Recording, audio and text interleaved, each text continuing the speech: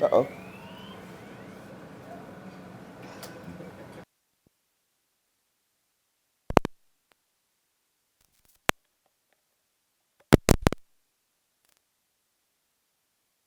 First of all, I appreciate everyone coming out at such short notice, and especially how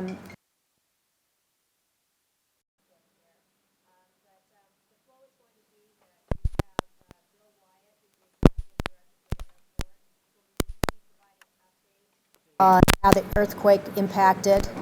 Can you all hear me? Is the sound and everything good?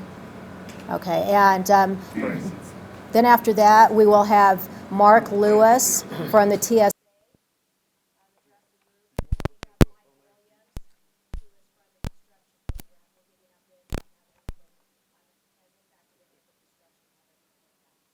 Time over to Bill Wyatt. Do you need people to spell their names prior to it? Okay. All right. So. Morning. My name is Bill Wyatt, W-Y-A-T-T. I'm the Executive Director of Airports for Salt Lake City. Thank you for coming out here this morning. I'm sure it probably wasn't all that easy to get here. Due to the earthquake, the airport is currently not operational. We've activated the Airport Emergency Operations Center with staff from the airport, the airlines, and TSA, the FAA, and our construction and other team leaders. The FAA tower has been evacuated along with the concourses and terminals of the existing airport. All passengers have been evacuated. We've opened a friends and family center for those from out of town, and airlines will find shelter for their passengers to the extent that that is required.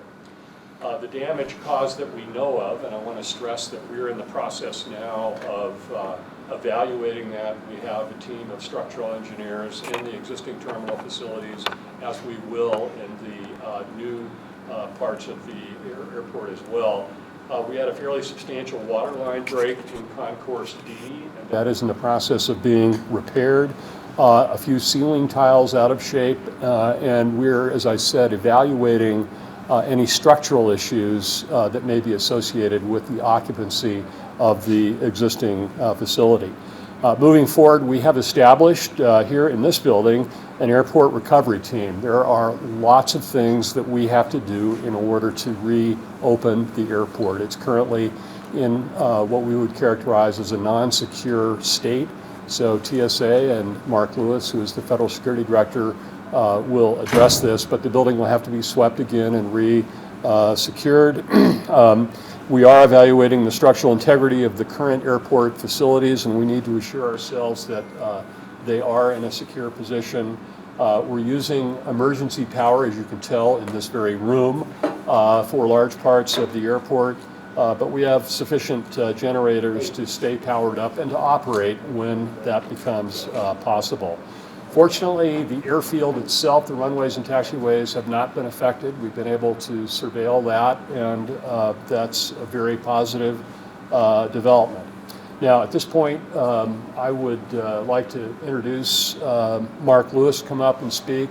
We'll have Mike Williams after that, who is the project management team leader for the new SLC, and then we can take questions if that's okay. So, Mark Lewis.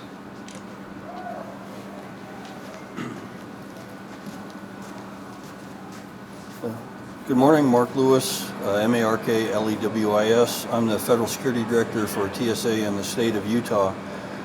As Bill mentioned, after the earthquake happened and the terminals were evacuated, that included all of my employees as well. So we evacuated the terminals, the checkpoints were closed, and as Bill mentioned, the airport will have to be re-sterilized and re-swept once the structural engineers have cleared us to re-enter the building. Once we do that, we'll verify that all of our equipment is operational, restaff the checkpoints, sweep the concourses to ensure a sterile status of the airport. We've accounted for all of our people that were on duty at the time. We're taking care of them, and we'll have plenty of people on duty to return to operations once we're cleared to do so. Okay, Mike, and then Mark, if you'll hang on with your questions. Sure. Yeah. Thank you. Mike Williams, W-I-O-L-I-A-M-S. I'm the program director for the Airport Redevelopment Program. We've sent all the workers home for the day so that they could check on their homes and be with their family.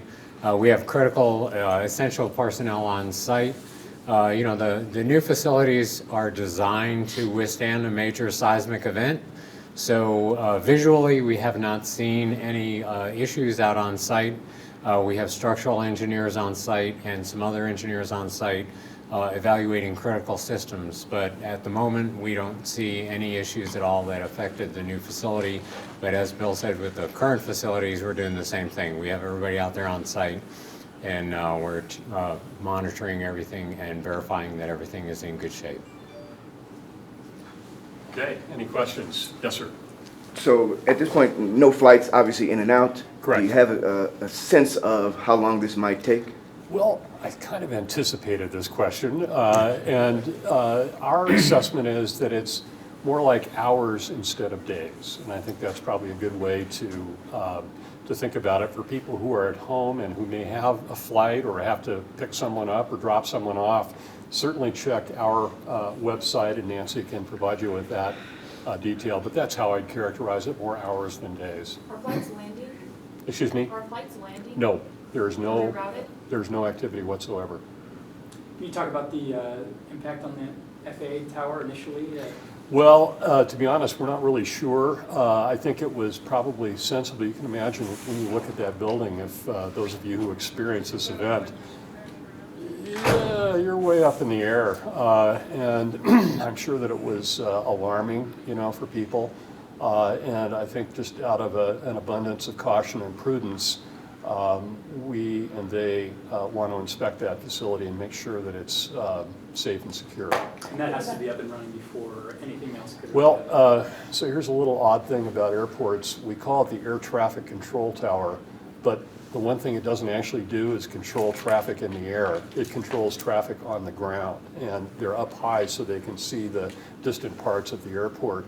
The old airport actually does have the original air traffic control tower.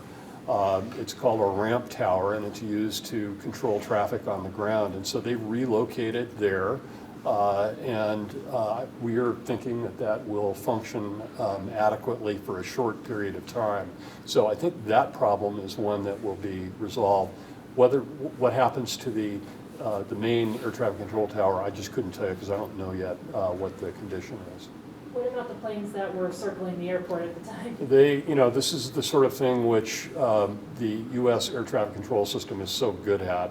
A lot of planes diverted to Denver, for example, which is one of the obvious diversions, probably some to Las Vegas, I would imagine. So yeah, and it's funny because we're usually on the receiving end of all that, and now we're on the giving end.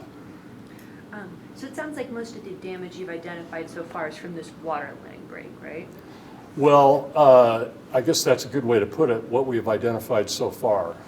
We were reluctant. We've sent our own administrative staff home, and people who are domiciled inside the terminal buildings are not there any longer because we have been unable to determine the structural safety of the buildings. We're doing that right now. And the initial indications are pretty good, but we want to complete that. In terms of that water line break, do you know if it was fire sprinklers or a sewage line or what the source was? There's a water line, and of course, keep in mind, these buildings are old. They have not seen a lot of investment because we're building a brand new airport. And so it's a water line and break and a fairly substantial one. Can you talk about compared today to maybe another day where clearly I'm assuming there are a lot fewer people at the airport just given the coronavirus? Yes. And did that help that there were fewer people? Oddly enough, it did because, on a kind of a normal day for us without the coronavirus, we would have had 22 or 24,000 people showing up at the front door, another 30 or 33,000 connecting, and then 15,000 people who work at the airport.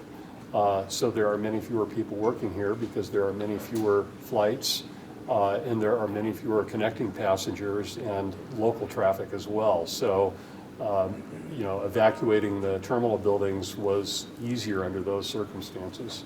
Do you have any feel for how many people there were here today? Yes, Was it- When I say we, I'm It's looking about around. 9,000, I think, is what was projected, right, Mark? 5? 9,000. Is that in passengers or total number of people? That would be passengers. So significantly, what does Yeah, that make it? way down. Yeah, at Yeah. least a third or even less of what. You know, Delta, I think, has announced publicly that they intend to reduce their, as a result of the impacts from coronavirus, reduce their network by 75%. The other carriers probably in a similar state. So that's a big, big reduction in volume. And they haven't, you can't do that all at once because they obviously do have some existing passengers, but their seat load factors are very low. So they're, you know, we were fortunate that there weren't more people in the building. For people who either have flights today or are planning to pick people up today for arriving flights, or maybe just planning to work a shift, what do they need to know? Well, for passengers, be checking with your airline because they'll be on top of this and will be in the best position to determine what their own schedule is going to look like, because we don't really have any advance notice from them about what cancellations are going to occur when they hope to start up again. These are challenging moments because flight crews time out, you have all kinds of issues restarting service, and the carriers will be the best. So if you're flying out of here on Delta, you call Delta. If you're flying out on American, you call American. For employees of the airport, call your employer. If you are working for a concessionaire, for example, or if you're working for Mr. Lewis here, or you're working out on that project, you call your employer because they're going to have the best information.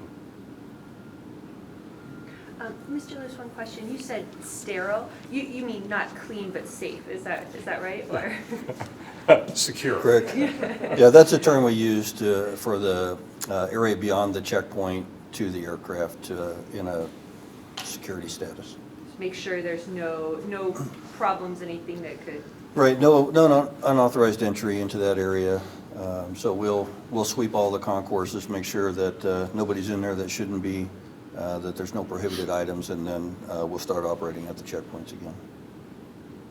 Did things run as they should have run? Were there any lessons learned, things that maybe to change for potentially another earthquake or aftershock?